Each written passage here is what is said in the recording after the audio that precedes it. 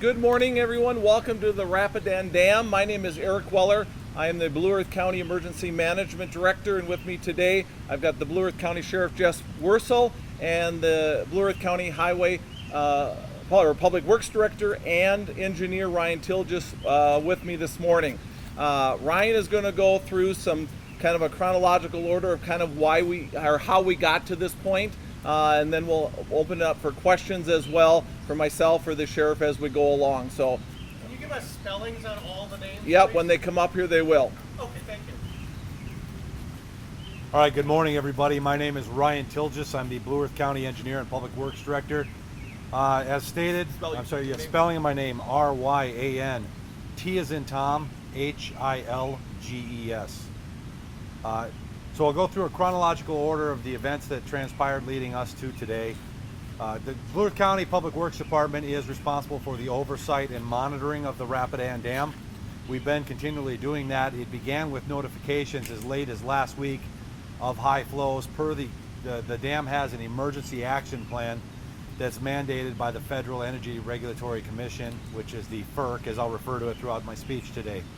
On late last week, we issued notification of flows exceeding 10,000 cubic feet per second, which required closure of the county park campground that's downstream of the dam, and we also elected to close the bridge deck of the dam to onlookers. On Sunday, we observed that flows were above the 15,000 CFS cubic feet per second threshold. We issued a second round of notifications Sunday afternoon after inspection of the dam on site. At that time, there was a considerable amount of debris caught upstream of the dam on the upstream bridge pier that was not accessible for us to attempt to remove it. There was a little bit or some debris in 2 of the 5 gates. However, the dam was passing more than adequate flows, and we inquired to a contractor about their availability to come out and work on the bridge deck with a specialized piece of equipment, an excavator with a special bucket on it, where they've attempted to push those logs through the dam before. They've done it in previous situations. That contractor stated that the piece of equipment with the right bucket was about 5.5 hours away, and they also cited that they had significant concerns about their safety in attempting to push the handful of logs that were there through because of the excessively high flows. Sunday night, staff checked the dam again about 9 p.m. and it was still passing more than adequate flow. There wasn't an excess of debris accumulated. Sometime over the night, Sunday night, that debris upstream of the dam that was accumulated on the bridge pier, as well as a bunch more debris, probably 2 to 3 times more debris, came down the river and clogged the 5 steel gates that pass flow through the dam. At 1:30 a.m., a notification was issued that the dam was overtopping. Emergency management and public works staff were on site shortly after. At approximately 3 a.m., we started a next round of emergency notifications per the dam's emergency action plan. As flows peaked, potential failure of the west abutment became obvious as flows began to cut around the west side of the abutment. The term imminent threat was used. That's a term that's utilized in the emergency action plan, and that's actually the technical term used in the emergency action plan. It was perhaps a more cautious approach, but we wanted to make sure that we were being as cautious as possible in advising people downstream, as well as the regulatory agencies that were required to notice per the emergency action plan. It really was more of a partial failure of the west abutment as the water continued to run around the west side of the dam, and it's resulted in additional erosion and slope cutting. As you can see, we lost the Xcel Energy power substation, as well as a large park storage building and materials that were stored in there. And as you can see now, the private residence to the west is threatened by the flows and by the undercutting and slope cutting that's happening. The flows peaked yesterday at 34,800 cubic feet per second.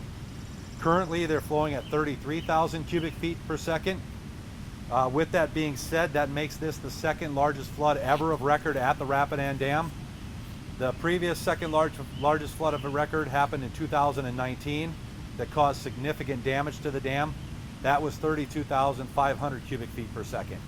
The largest flood ever of record that disabled the dam for well over a decade happened in 1965. That was a 500-year flood event. That flow was 43,100 cubic feet per second. The bridge on County Road 9 is closed to the public for safety reasons, for a multitude of reasons. One, because we've got several employees and emergency response staff on site utilizing the bridge for observation. Two, because of the sheer number of people that are out here observing, wanting to see what's happening. And three, just so that we can ensure that the dam is safe, that the abutments have not had scour or haven't been compromised. So prior to reopening the bridge, we want to perform an evaluation of the bridge piers to ensure that they are safe for reopening the bridge to fully legally loaded units. With that being said, right now the Public Works Department as well as our emergency response partners are in a mode of assessment and evaluation of the dam. And I do want to thank other federal agencies for their assistance as well as state agencies.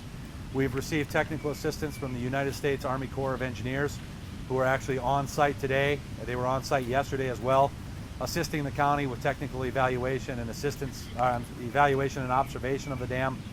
The Federal Energy Regulatory Commission, aka the FERC, will have one of their structural engineers out here this afternoon.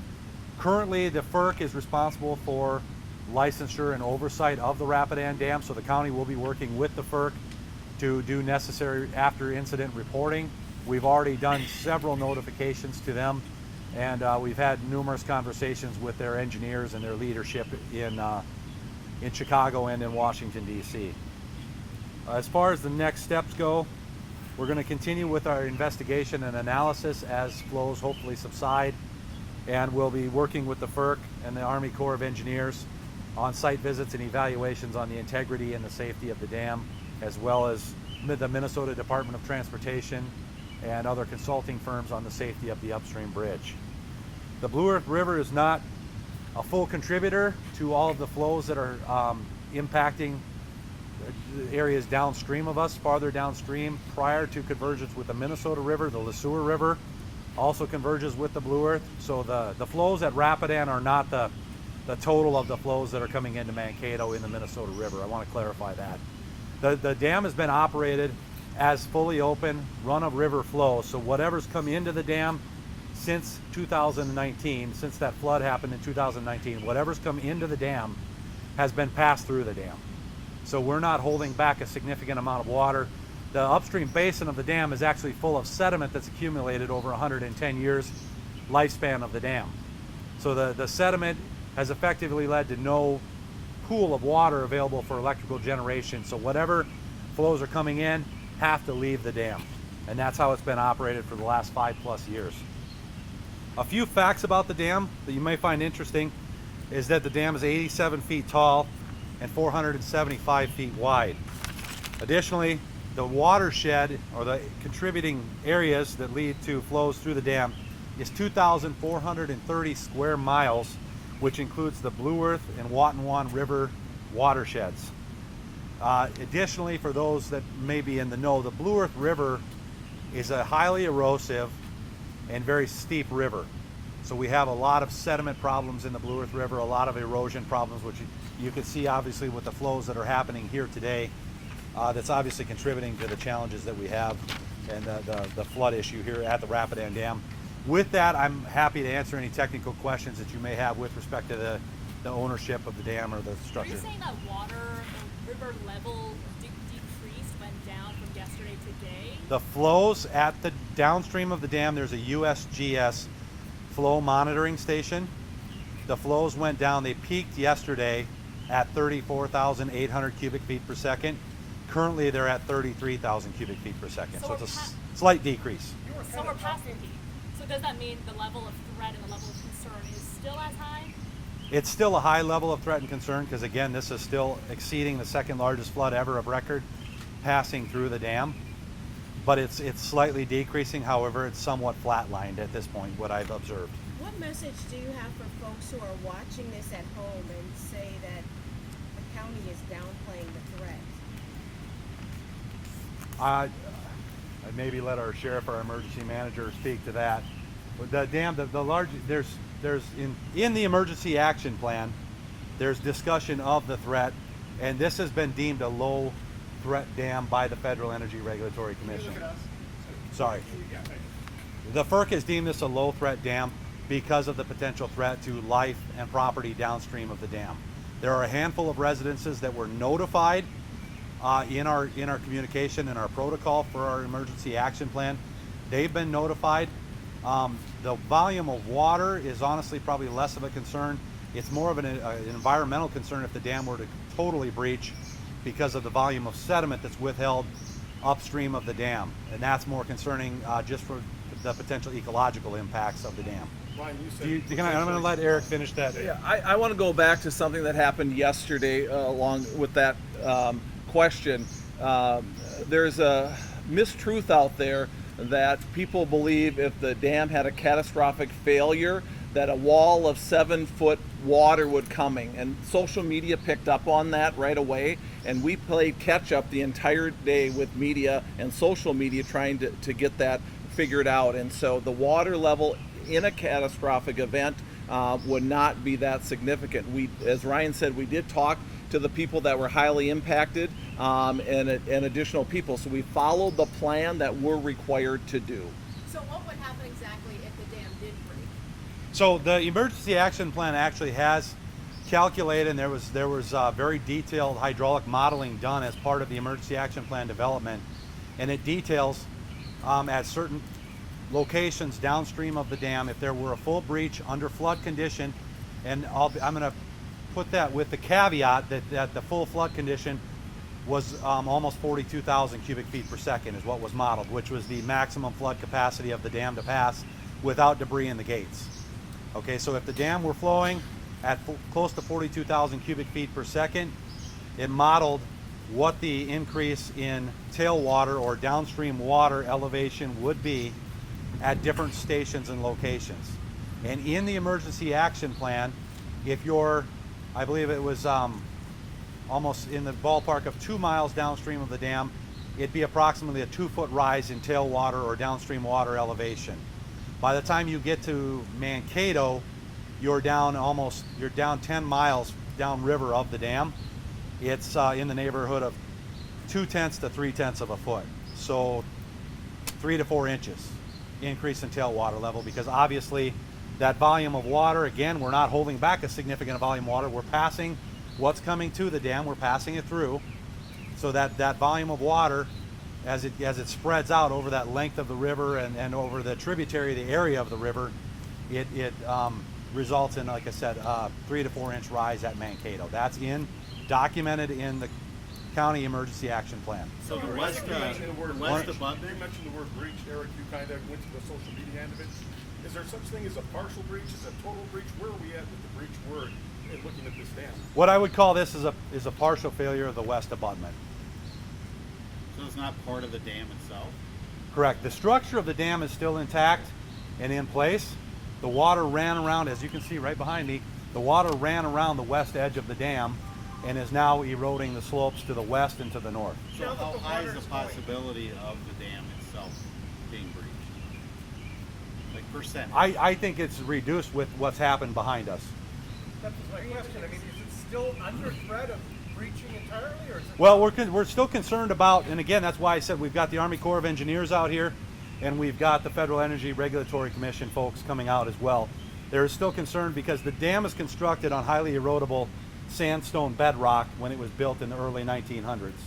And as we've seen, there's been already significant decay of the sandstone bedrock outcropping that came off of the left wing wall. That's already decayed overnight. So as those flows continue to progress, they're going to scour away that sandstone bedrock and create concern. Now, obviously, the struggle is with these flows, we can't get down there and evaluate how bad it is, which is why we've taken the precaution of closing the bridge. So when it comes to that erosion of this area right here, how much of this park are we going to see in the days to come? Is that the issue that you're saying here? Can you help us visualize that? Yeah, that's a good question. The decay that happened from yesterday evening when I left until early this morning when I returned was considerably less than what we saw happen over the course of the day yesterday. And what I think we're observing now is that it's cut away the glacial till material and the soil and gravel that's on top, and it's found its way down to those layers of bedrock, and it appears that the bedrock is kicking the water back over into a channel closer to the dam. Our staff is evaluating if there are other emergency measures we could attempt to do safely to try to preserve the road and the parkland that we have here. However, employee safety and public safety is paramount for us. Technical question. My understanding as far as regular inspections, that the last regular inspection was found the dam satisfactory. Is this like an instance where like better maintenance or better investment in this would have affected this, or was this mostly about the debris or something unrelated? In May of this year, the FERC inspected the dam with the county and found it to be in satisfactory condition with run-of-river.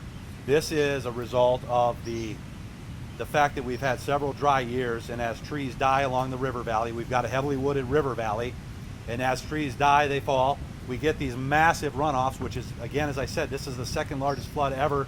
The previous flood in 1965 completely overtopped and inundated the dam as well. It didn't breach the west abutment because there wasn't the debris accumulation like this. But with that being said, this is the result of the debris that came down the river overnight, coupled with the extremely high flows. How old is the dam, one more time, please? The dam was built in 1910. So what you're saying is that the dam probably won't break and destroy Mankato. It would be impossible for it to inundate North Mankato, Mankato. What I'm saying is the water that's coming into the dam is the volume of water coming into the dam is the same volume of water that's going out at the same rate. Yeah, you talked about the sediments and the ecological impact potentially of that sediment. Like, what are you looking into in terms of that? Like all that buildup upstream? It's already been studied to I'd say almost to extremes. It's documented in numerous studies within the dam. So we know that if the dam were to breach, say in the middle, or fully fail and tip over or slide or something of that nature, which we hope is not going to happen, then the sediment loss is a bigger concern. You're down significantly from yesterday. How much will we be down today or tomorrow from today? I mean, it seems like the sky. Well, I would, not to be argumentative whatsoever. I don't know that I use the term significantly. This is still a very extreme flow, so what we're at now is still exceeding the second largest flood ever of record.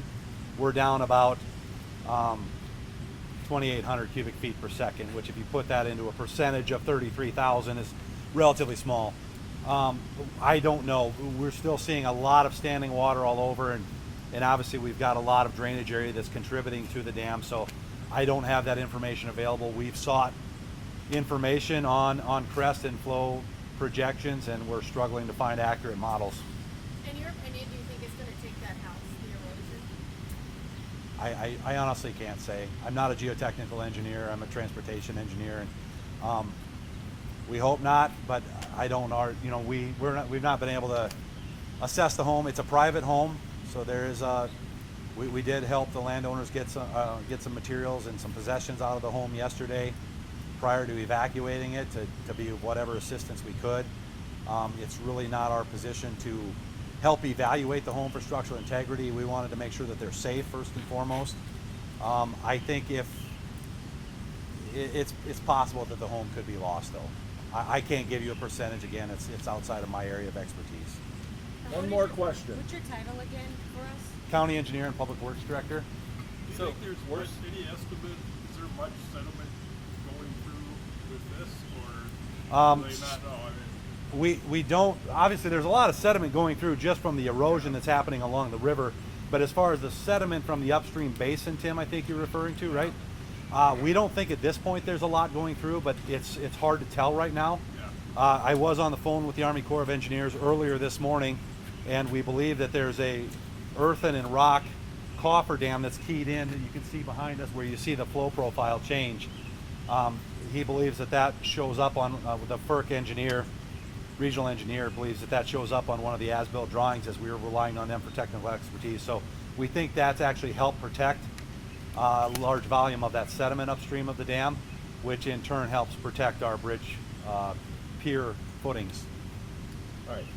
I would end on a couple notes here. On behalf of the county, we want to thank all the partners that did respond to this. Ryan talked about it, some of our state and federal partners.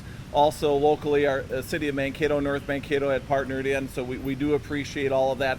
The other thing that I would just mention, XL Energy has been a great partner in restoration, I believe, and Anna's here as well. Everybody has been restored. It was just under 600 homes were impacted, with the exception you can see behind you, the XL trucks working to get some power here. But their substation, they had a couple hundred employees down here and equipment yesterday in here and in Mankato. We appreciate their quick response in trying to get those residences back online as quick as they could, just because of the weather and what it is. And we do look for some weather, good weather the next few days, and hopefully the next system next week we can get these rivers to come down. So that is it, unless there's any other questions for me. Your name? Yeah, Eric Weller, ERICWELLER.